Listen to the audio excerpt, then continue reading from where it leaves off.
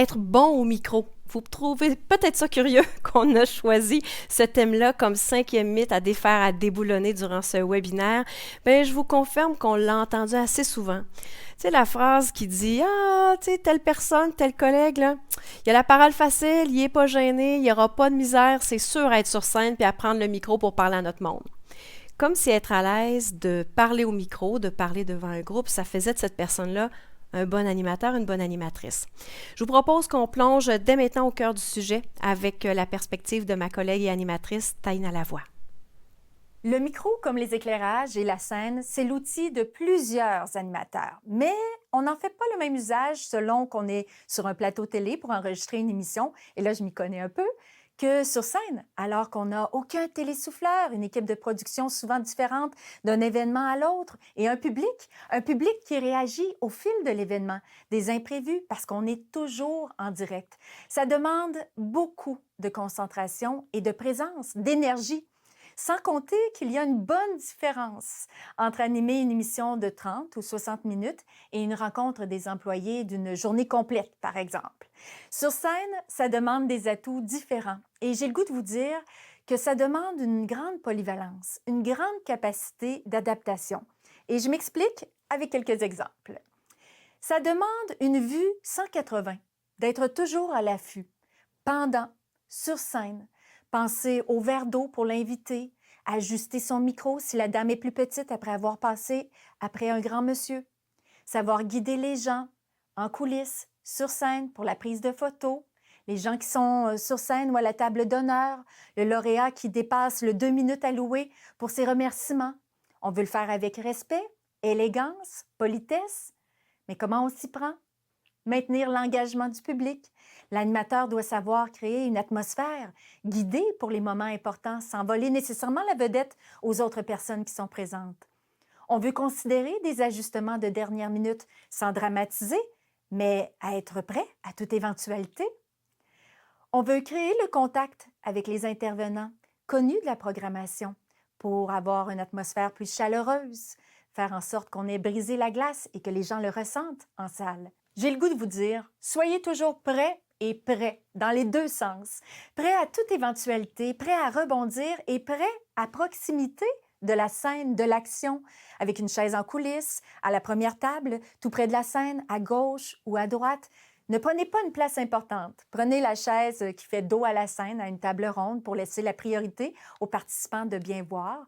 Si une allocution dure moins de 3 minutes, ne quittez pas la scène. Mettez-vous en retrait et toujours prêt à reprendre la parole à tout moment.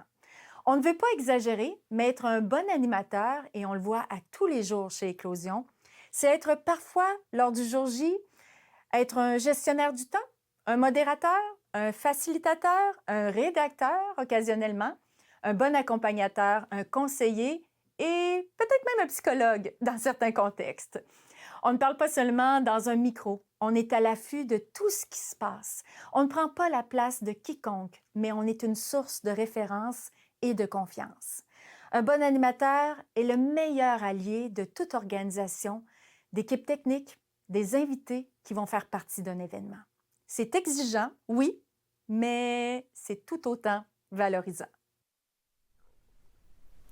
C'est vrai que c'est valorisant, ce métier-là, et c'est hyper enrichissant également sur le plan professionnel et humain, je dirais surtout. Et non, être bon au micro, ça ne fait pas de cette personne un bon animateur, une bonne animatrice. Après tout, si on fait un parallèle, diriez-vous qu'une personne est un bon entrepreneur général en construction s'il sait manier le marteau? C'est pareil pour nous. Le micro, c'est un outil, ça fait partie de notre coffre à outils, il faut savoir s'en servir, mais ce n'est pas la finalité. La finalité, c'est l'expérience qu'on va contribuer à créer avant, pendant et après l'événement. Sur scène et hors scène aussi, je vous dirais. Alors pour y arriver, quels sont nos essentiels? Bien sûr, il y en a 3. Ça va prendre de la polyvalence, de la capacité d'adaptation et de l'humilité. On terminera avec ça. Ce sont les trois essentiels, oui, pour déboulonner ce mythe. On débute par la polyvalence. Animer, ça veut dire accueillir les gens sur scène, les guider pendant qu'ils y sont, créer un lien avec l'auditoire, présenter, interviewer, relancer, recadrer, creuser un sujet de discussion, faire une saine gestion du temps aussi. Animer, ça peut aussi vouloir dire de combler les silences, de rassurer, de préciser, de conseiller. Alors oui, ça prend de la polyvalence et ça prend de la sensibilité aux gens aussi, à ce qui se vit là, maintenant. Ça prend de la qualité de présence. Et de la polyvalence, on passe naturellement au deuxième essentiel, la capacité d'adaptation. Ici, c'est d'être confortable avec les changements qui se présentent à nous. On voulait vous parler de ça. Des changements qui vont arriver, certains avant le jour J, d'autres pendant la journée, pendant l'événement. Il faut être confortable pour les accueillir, ces changements-là, pour en débattre quand ça en vaut la peine, quand on a le temps aussi de le faire, puis les accepter, puis d'ajuster notre travail d'animation en conséquence. Et l'ajuster avec le sourire, même si parfois on se dit peut-être qu'on aurait fait ça autrement, mais notre travail, il ne se fait pas dans l'ombre, hein? Il se fait sous les projecteurs. Il faut accepter les changements, c'est nécessaire si on veut que notre énergie reste bonne, positive et que le message passe. Même s'il a changé quelques fois et même jusqu'à la dernière minute. Mais c'est aussi ça, le plaisir et l'adrénaline de l'événement et de la communication sur scène.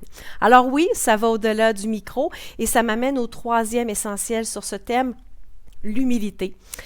Comme animateur, on a beau avoir toute l'expérience du monde, on a beau avoir un environnement scénique, technique, logistique les plus adaptés à la page, mais si on pense qu'animer, ça se fait tout seul. Si on pense qu'animer, c'est un peu comme faire du spectacle, ben là, je ne vous garantis pas une longue carrière dans ce métier, puis encore moins dans le milieu des événements d'affaires. Connaître les collègues qui œuvrent dans l'ombre, les artisans de l'événement, c'est super important. Je pense notamment aux installateurs, aux régisseurs, aux sonorisateurs, les éclairagistes, tous les autres spécialistes sur le plan technique. Pensons aux planificateurs d'événements, aux coordonnateurs, aux gens qui accueillent les invités à l'entrée. Maîtres d'hôtel, les équipes de service des repas en salle, les artistes. Je vais m'arrêter ici, mais vous comprenez qu'il y a plein de gens qui travaillent dans l'ombre. Et souvent, ces gens-là ne cherchent pas la lumière. Ça, c'est vrai. Mais je sais aussi, par expérience, que toutes ces personnes, elles apprécient qu'on les reconnaisse, qu'on les respecte dans leur champ de compétences et qu'on les mette à contribution quand leur expertise nous permet d'atteindre un objectif, d'optimiser la communication. Alors oui, être bon au micro, c'est utile, mais vous l'aurez compris, le micro, c'est qu'un outil parmi tant d'autres pour servir et optimiser la communication sur scène.